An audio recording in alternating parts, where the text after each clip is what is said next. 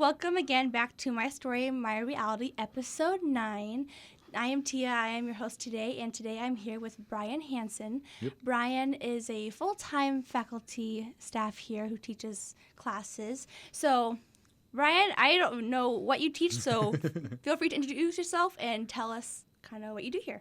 All right, great. Yeah, thank you for having me. First off, so I'm Byran Hansen, like she said. I teach architectural technologies and construction management over in Jones Hall and Industrial Tech.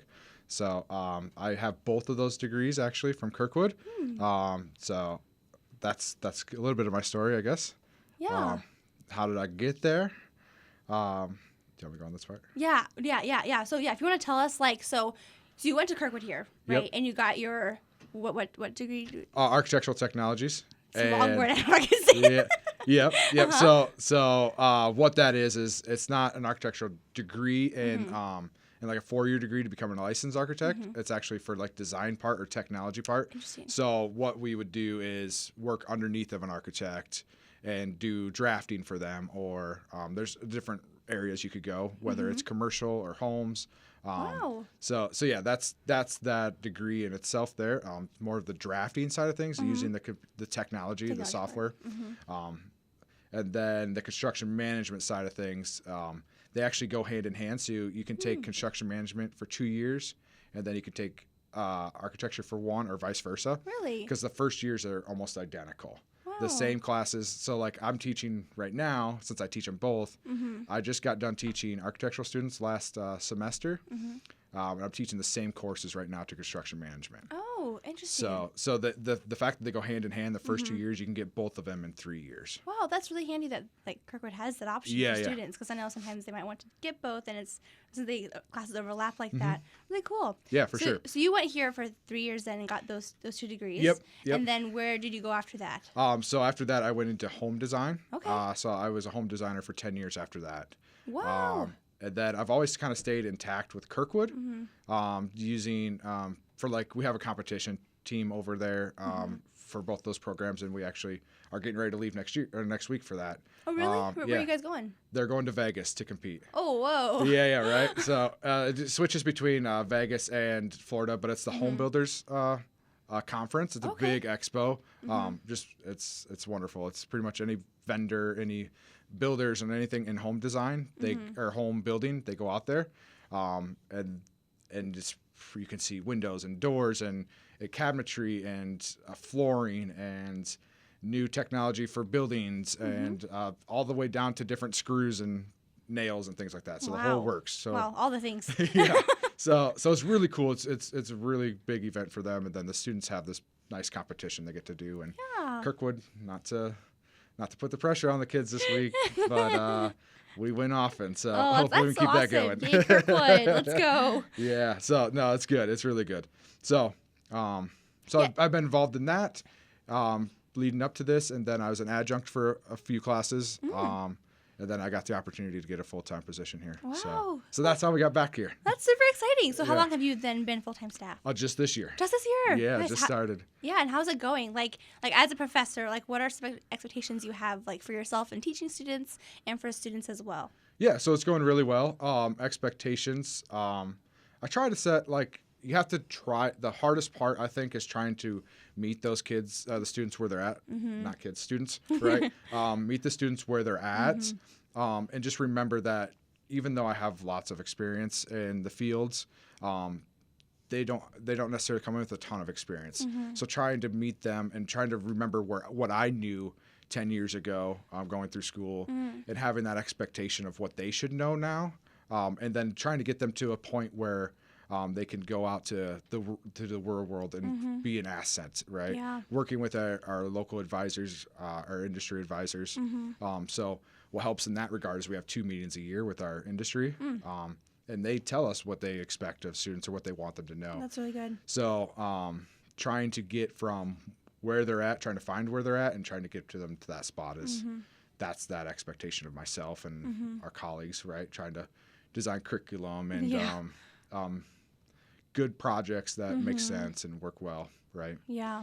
And then as for students, you just expect that you're there to learn, right? That you want to show up to class, ask the questions, do all the things to get, because we're trying to get you there, so help us get you there, kind of thing. Yeah. And the nice thing about our programs is we allow you to work alongside our program. So right now, I just got done teaching construction management students. They're here today and they're here on Thursday. Otherwise, unless they have a gen ed on Monday, Wednesday, Friday, they don't have any more classes. Oh, wow. So it's 2 days a week in our programs. Which makes it nice for students, like yes, with perfect. scheduling. Yeah, and so then when we require like an internship, they're able to do their internship while they're doing school. So now they're learning industry stuff while they're actually learning in class. And they can go back and forth. They can have better conversation in class because they've learned something in industry. Or when they're in industry, they're able to take what they learn in class and put that to work. Yeah. So it really gives them that opportunity to learn more and trying to get them where we expect them to be, right? Right, yeah, and that hands-on experience for sure. Like, I'm a hands-on learner, so I like those kind of programs. I love those kind where they get to like be doing it all the time, and really build those skills. And you guys are right there with them, helping them with your experience and stuff. And right, exactly, yep. And they can come to us at any point if they're out in the real world, if they're working their internship or they're working just if they've actually gone past their internship, now they're actually working, and they have a question, what they might like a real world question, right? They can come to us and ask us, and hopefully we have that expertise to answer the question and help with them. Yeah. So and you really also too, like with your experience, like you've been through the program before. Yeah. So you also can help them be like, I've been there. I know how you're feeling. I know and they can relate. And I like in my own experience as a student here, I've definitely seen how like professors that like help relate, or they've been there, I understand, I was here before, and it's like, oh, okay, they understand what I'm going through, and they can help me out, and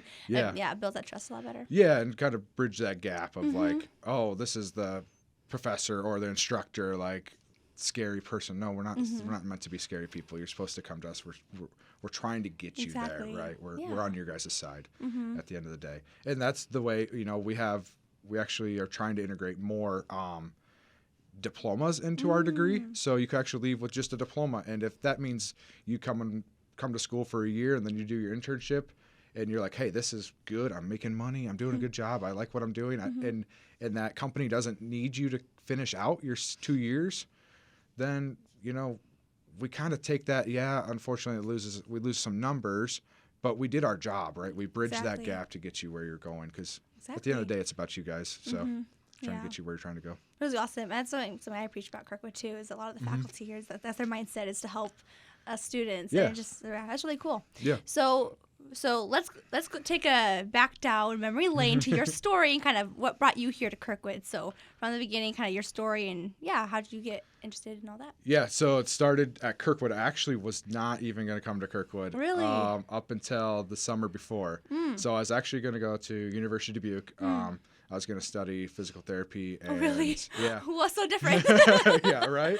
Yeah, and I was going to play football. I actually hurt my shoulder and doing sports, and so I had to go physical therapy. I was like, oh, this is a pretty cool job, actually. I was like, this is kind of fun. Be an athletic trainer or something along those lines is cool.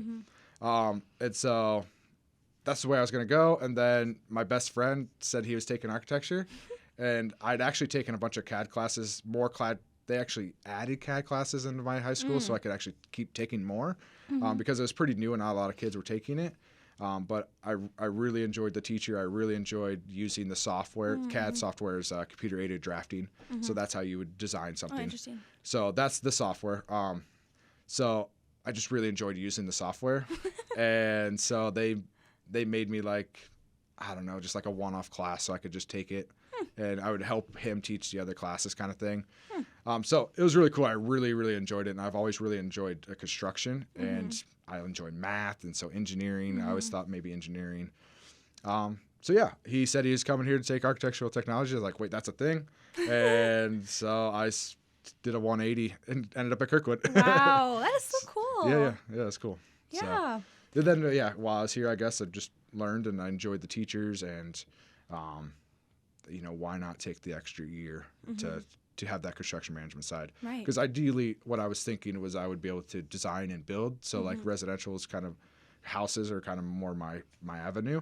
To be able to design a house and then be able to build it and be a general contractor. That's really what I was thinking I wanted to do. And so having both those degrees was perfect. Yeah, that's really good. And how would you say that, like, those classes in Kirkwood itself prepared you for going out into like your field of work? Oh, it was great. Yeah. Being able to use the software in class, use it and do it the wrong way, right? Do the wrong way in class and learn how it's supposed to be done. Make the mistakes while you're in school. And that gives you that ability then to learn from that right. and take it into the Exactly. field. Yeah. So I think Kirkwood definitely prepared me very well for that. It's great. Great instructors. Yeah, it was great. Yeah. Oh, yeah, that is so good. Yep. Is there a major event in your life that you've had that kind of, I guess, like something you've overcome that made you a stronger person, I guess? Just, I guess for me, I don't know, I might go down like a little bit of a rabbit hole here, but yeah, let's go. But like a roundabout way to answer that is I'm kind of competitive and like, I'm okay with being like, I don't know if I'm okay with failure. So this is a weird question. So like I'm competitive and I want to win, but I also don't like being wrong. So like I don't like to be wrong because then I feel like I'm letting people down and I'm not doing my job, and I don't like failure very much. So trying to learn from that. So I probably don't handle failure that well, but the way I do overcome it is just trying to learn and figure out why I did that, why I was wrong, how do I need to fix that and not to be wrong again. So like the fear of failure is like kind of the way I get over failure is that like I need to figure out how to not fail because I don't like it. so because like and every time we're learning we always fail. Right. It's how we learn and do better. So for when you fail, so I guess like how do you take that? So for instance, say I was like even in the work field, say I would design something improper or like I'd have like a mistake on the plan or whatever, and that could lead to a big problem. Well, then you obviously have a discussion with your boss, and I wouldn't generally handle that very well because I don't like to be wrong and don't like to like disappoint him, right? I want to make sure I'm doing it right. And so at that point, then you just gotta have the hard conversation and figure out, okay, why was I wrong? Ask the questions to him, like, okay, so what did I need to do? How do I not do that again? Or figure out why, whether it's your own like studying, so I had to go read a code book or read something else to figure out why I was wrong, just to understand why I did it wrong, I guess. So more learning, I guess, maybe is that question, is the answer. Yeah. So yeah. Nice. Let's gear more toward your personal life, I guess. So what would you think, I guess I should phrase it, what does it mean to choose the right path over the easy path for you? I think that gets you where you really want to go in the end. The easy path might not actually take you down that road that you want to go to, and you might not know enough, or you might not have the right understanding of what the end goal is for yourself. If you take the easy path, you might you're gonna miss something along the way, right? Miss some sort of important knowledge, miss an opportunity. I think life is full of tons of opportunities and connections, and that's like one of the biggest things I tell my students is that you need to be open to taking, like, say, architecture. Some of the architecture jobs available might not be that appealing to you. Maybe you want to design houses. Maybe you want to do commercial work. But maybe the only jobs available are to go draw electrical plans. Like, that's not a super appealing job necessarily. And the hard part is like a lot of people get into that and they're like, oh, this is great. I love doing this. Right. Yeah. But on the outside looking in, it's like, well, that doesn't look very fun, drawing electrical lines and outlets and things like that, lights. Like, that doesn't sound that fun. But until you do it, you don't know. Exactly. Right. To try new things and see. Cause even for you, like, you wanted to go into physical therapy. You're right. And then you took a class with your friend and you're like, I love this. I love this program. I want to learn exactly. this. Yeah, exactly. So taking opportunities, taking a jump and actually going down that like, if you get an opportunity, just like, okay, sure, let's go. Let's do it. Or like a business we just had come in, talk to our students. Like, they have multiple locations, right? Maybe you think you want to stay local, but there's an opportunity to go down to Arizona or something like that, right? Maybe take that opportunity, even if it's for a year or two. You can gain connections, you're going to gain experience, and you can be right back where you started at the end. But you have this much more knowledge, this many more connections. So I guess just take the opportunity if you get one, when you get it. And it might not appear to be the right one, but it's probably going to lead you there. And that might not be the easy path, right? You might, you say you go to Arizona. Yeah, you might you might miss a few things back home, like events or whatever. Right. But in the end, that might have been what you needed. And every experience too, you're learning something. So, Yeah, for sure. So especially the new experiences you've never experienced before, you're taking all this like in a whole new side of things, and Yeah, for sure. Yeah, and the more you learn, the more you know. Yeah, exactly. It's all about learning, connections, and just the willingness to do things. So Yeah, that's great. yeah. And then putting the effort into yourself too. Like, don't forget when you're at college, like, it's not something you have to do. Like, you're paying to be here. It's an opportunity, and you're investing in yourself, and that's one of the biggest investments you'll ever be able to make yourself. Is putting it into yourself. Okay, so an investment. A lot of time you think about investment as money, as in like. An investment is money, right? But investing in a car, into a house, into a 401k, whatever, like those are different investments. But investing time and money into yourself is going to go a very long way of just more opportunities and more knowledge, and you never know where that's going to lead. Yeah. So. Yeah. Very true. So in college, you don't have to be here, right? You're investing in yourself.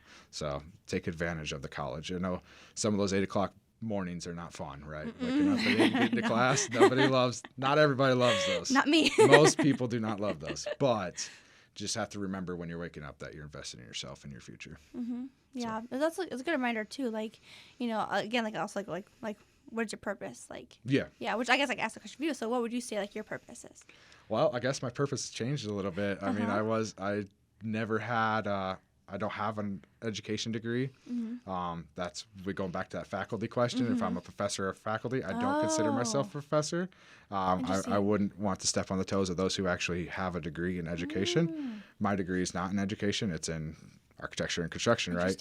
So I come from industry, so I have knowledge, and that's how I, like over in industrial tech, and I'm sure other parts of the college, they really truly value the industry knowledge, and that's how I got my opportunity, right? Oh, so interesting. So that's why I would call myself an instructor. We had that conversation off camera, but that's why I would consider myself an instructor. And I guess that's kind of been my. Did you ask what? Yeah. So your purpose or goal. They're my purpose. Your goal in life. Yeah. So I think that is kind of just helping others and getting people to the area. I think has found what my purpose in life might be. Yeah. So I really truly enjoy. There's struggles to this job. Like some things that you don't expect. Like there's random meetings. You're like, oh, I got to do this. I got to do that. And like, I didn't realize I got to do all this. I thought I was just helping students and teaching, right?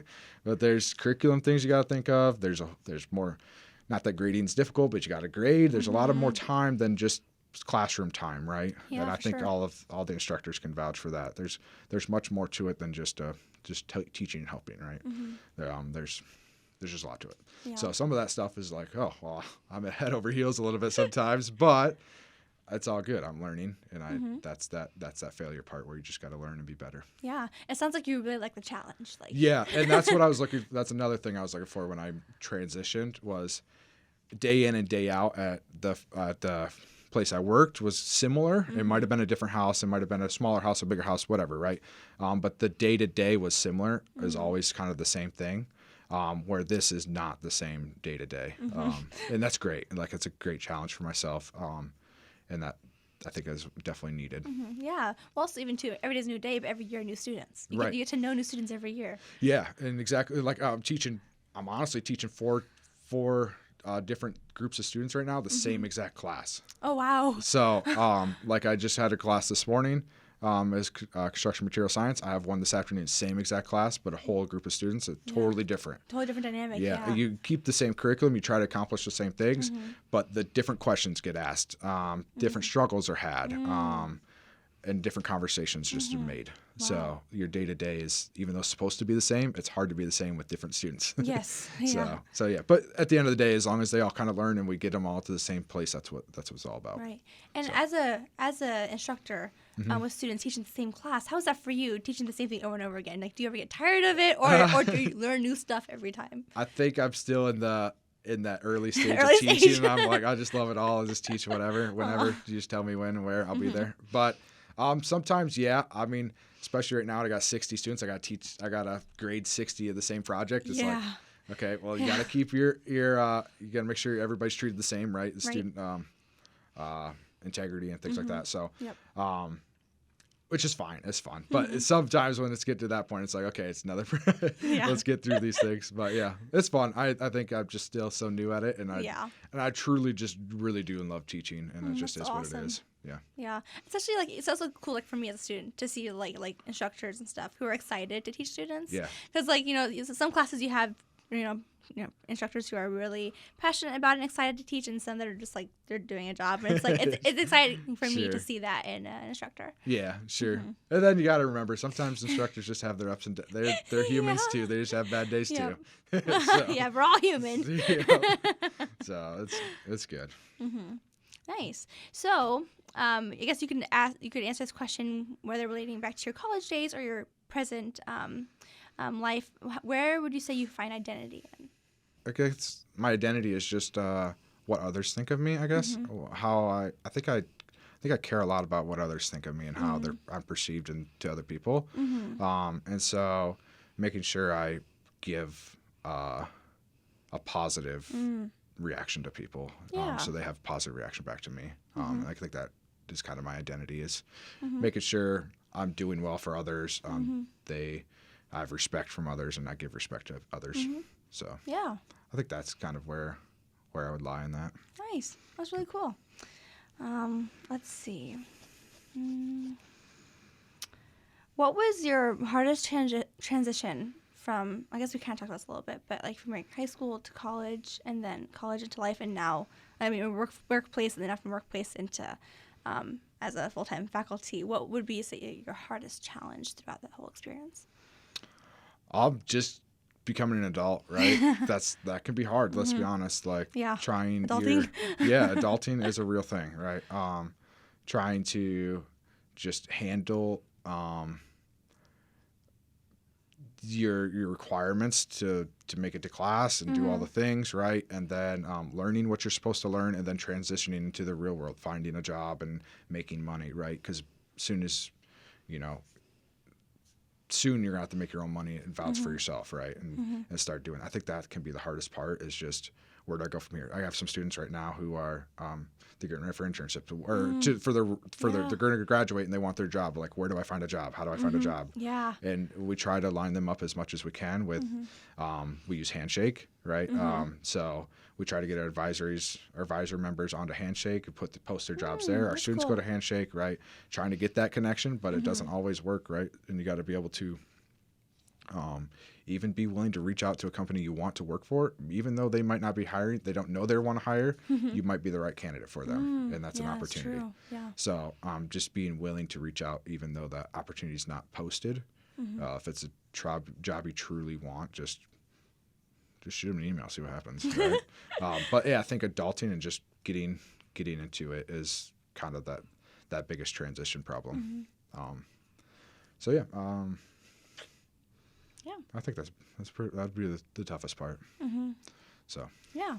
Well, we're kind of wrapping up here. Is there any other story you'd like to share, or an experience, or any last minute or last comments, I guess?